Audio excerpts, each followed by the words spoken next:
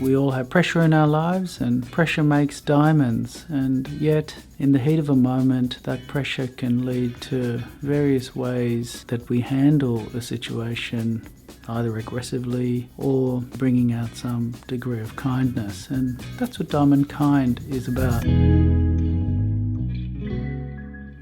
The people that originally put this ground here were old timers, like they were old school, and they helped to finish this off. Like the council had people to do the grading and to push all that soil down. So it was basically started over there. You can see where the hill was, and it's slowly been pushed and extended the ground out that way. Yes. And then they finished it off.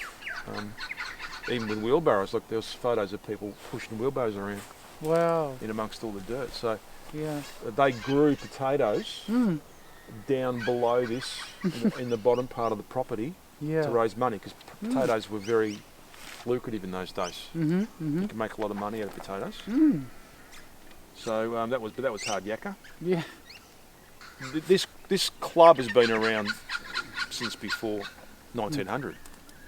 Jindivick cricket. Yeah. It's just that Jindivick never really had a home to play. It was always like temporary places. Yeah. So you'd have, so at some stage it was like the local primary school down there, or there was a place around the corner where it was someone's paddock, which they played on for 20 years.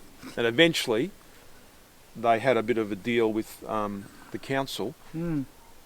That a guy that owned this could subdivide it into like 10-acre blocks, and if he gave the community this 8 acres or 10 acres, the rest of it could be done.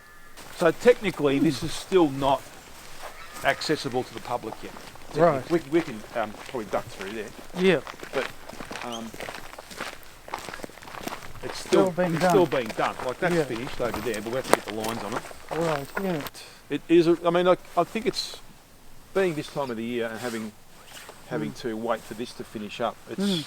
It's not at its absolute best, but in about 3 or 4 months, it'll just be so vibrant and so beautiful. And you can never get sick of that. Like that's just, to me, one of the biggest selling points. Because I've seen that old aerial shot that you have. I think I shared it. Yeah. It's good. So someone actually used to go around and they used to market aerial shots out of their aeroplane. Yeah. So we paid for a few of those. Yeah. Worthwhile. Well, the thing that you probably can't see in that photo is that if you go high enough this way, there's a massive dam just down the other part. Tarago Reservoir.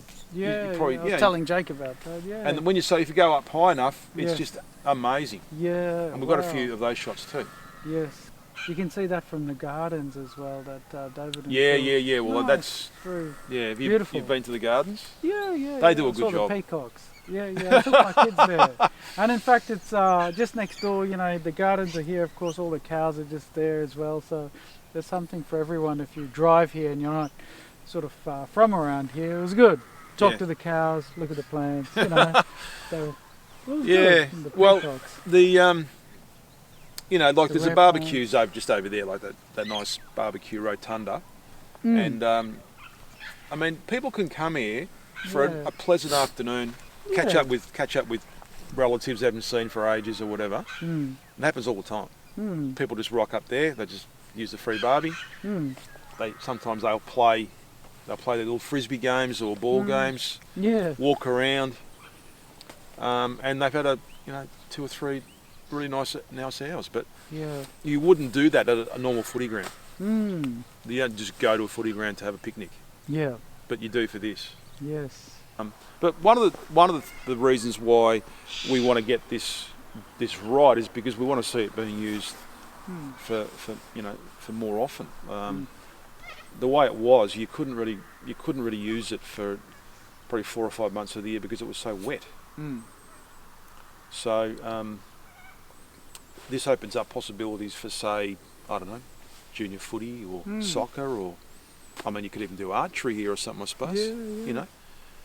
This sort of facility should not just be a single-use facility over 6 months or 7 months of the year. It should be usable all the year round.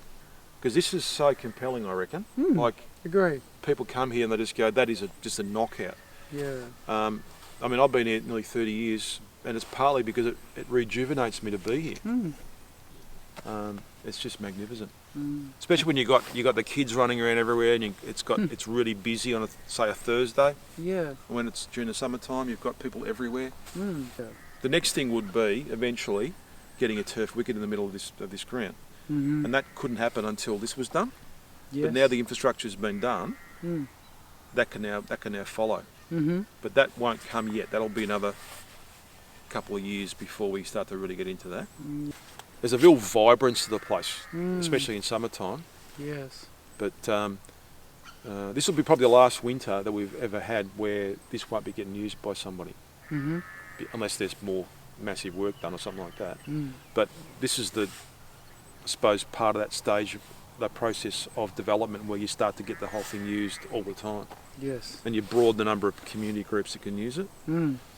Times that you've been under a lot of pressure and you came through with kindness. You know, Mark, can you think of a time like that to share that comes to your mind? I suppose my medical history kind of lends itself towards that, Yes. because I've had some really major surgery to cope with cancer, and that's why I limp, because I've had huge amounts of my hip taken out. Right. So but I didn't stop running the cricket club, even when I was learning to walk again and trying to cope with like massive change to my life. Was still able to do this. So to me, that's not a bad example. Yeah. Definitely. Because you have to give your time. I suppose I could have just gone to a ball and just said, well, it's all too hard. But no, I just wanted to keep plugging away. So my faith in this place is pretty much unshakable, really. We have weathered a lot of storms over I've been here for nearly 30 years, as you know. But I'm sure every organisation does weather storms. It's just that there's no money involved. It's just your own personal time. What we're trying to do here is to try to set it up so it's, as I said before, future-proofing in terms of doing the right thing, setting the right values, creating the right environment, especially for families and kids and stuff like that. If we can do that, maybe it will self-sustain. From my perspective, when I've been fishing around looking for potential sponsors, I actually want to partner up with people that I can respect, that they do stuff that's actually good in some way, or at least you can justify the partnership. So when we saw the Atticus Health stuff, not that it was very convenient that it was down the road, but on your website and all the stuff that you've talked about and all the kind of the ethos behind what you do, it just really rung with me, like it resonated with me that there was something out there other than just mainstream kind of that mass approach to medicine. Didn't feel like that. It felt like you had a governing philosophy other than just churning people through the door. Communications we've had since, and then the talking and all that just proves Although I used to say that Larry Gomes was my uncle. You're okay with that? I was going to ask you about that. Well, that's what people used to think, so run with it. Well, yeah, But he's not, no. Oh, okay, Sorry. all right. I was going to say, because that would have been awesome. His hair's too curly. Yeah, to get him down here, have a look at the cricket club. Yeah. From our point of view, that was important. But also, of course, putting money into the facility is important. And like the council gives us a small amount of money per year to run this, but it's nowhere near enough in the long term, because you've always got expenses, right? So if we're going to do this job, we need help from the community as well. And it's a perfectly logical thing to do, to have the local industries and businesses being part of it. So we try to keep our income kind of prioritised towards community facilities. Obviously, we do put money into coaching, and when people are coming here to provide, like to do a job or provide a service. That's where most of our money gets ploughed into. Great to meet you, and thanks for showing me around everywhere. No worries, thanks Floyd. That's okay, pleasure. Appreciate that. Yeah, we look forward to the next 3 years and sort of seeing how everything goes and following along. Yeah. Your involvement will make life a lot easier for us. Pleasure. All right. Yeah. Thanks, All buddy. See you, mate. No worries. Yeah.